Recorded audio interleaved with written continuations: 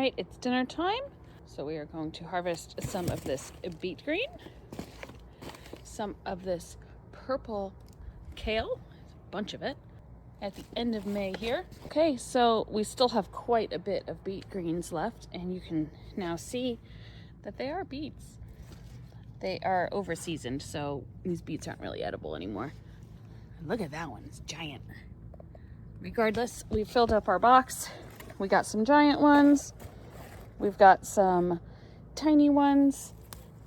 So when you cook these, when I cook these, I don't cook the tar out of them or cook the living life out of them like my mother does. I just blanch them and cut them up and add them to whatever else I'm eating.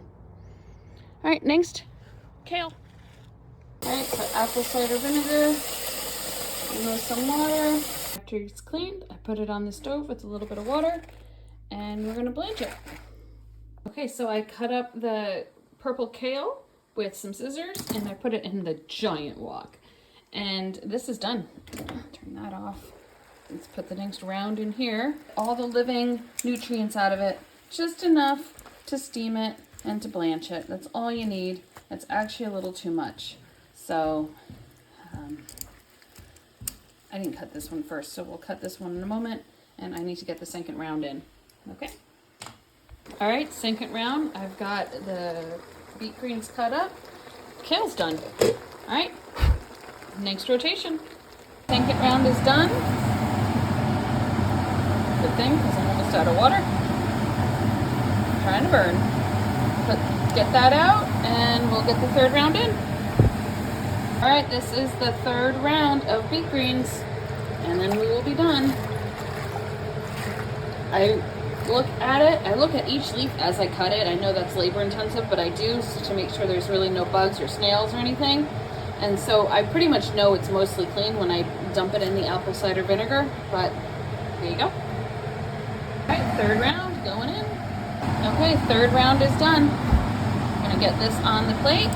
And you can see that I've already chopped up the other pieces. Can you tell which one's the beet greens and which one's the Swiss chard? We're going to chop all this up really small, and then we're going to add it to our glass noodles and make a sauce. Okay, so these are the glass noodles, sweet potato noodles. You could also use rice noodles, and I'm going to combo it with this. I was going to make some carrots, but it's getting late, so I'm going to skip the carrots. We're just gonna mix it up in a bowl and make a sauce with an almond butter, peanut butter base. All right, and this is it mixed up. You guys thinking that was too many greens? It was not. Look at that, that is looking lovely.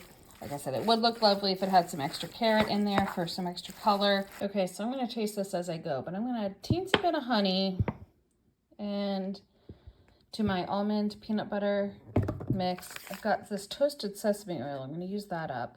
We got the fat, we got the sweet, and I think my acid, I could use lemon juice. I don't have any lemon, or I could use this white wine. All right, I'm gonna go with a little bit of lemon, but not much. Okay, I like that mix. I did not use these. I just used this, the honey and the sesame oil, and that actually came out really good. So I just took some and put them in a little bowl. We're gonna taste that. Okay, also that is absolutely delicious. I think the only thing I'm missing is some crunch, so I'm going to try and find some peanuts or something to add a little bit of crunch to it. All right, I found some nuts. I'm going to hammer these. All right, nuts have been hammered. Put that in.